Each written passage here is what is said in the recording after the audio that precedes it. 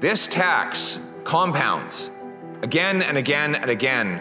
It's a tax that doesn't apply once, like, for example, the sales tax. It applies sometimes on a single product. It can apply 20 or 30 times.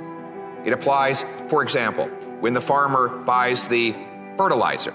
Well, that fertilizer has already been carbon taxed.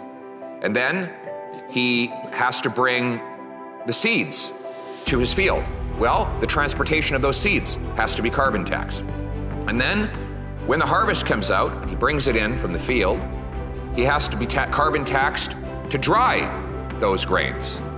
And then if he's presumably feeding those grains to his livestock, they might be in a barn.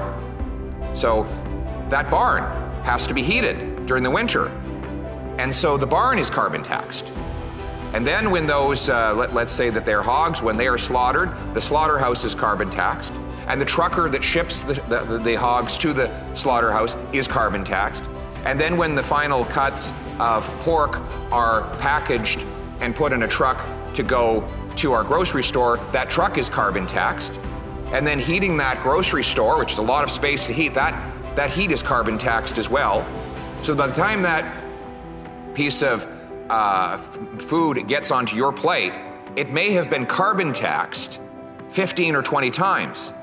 And you wonder why we've had the worst food inflation in 40 years after 8 years of this Prime Minister. You wonder why food is so much more expensive in Canada than it is in the United States of America. You wonder why 7 million people are skipping meals and not eating enough to remain healthy.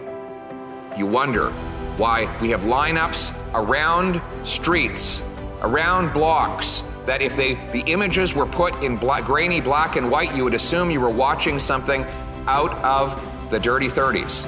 The answer is this Prime Minister is taxing the farmer that makes the food, the trucker that ships the food, and every other person that works hard to bring that food to our table.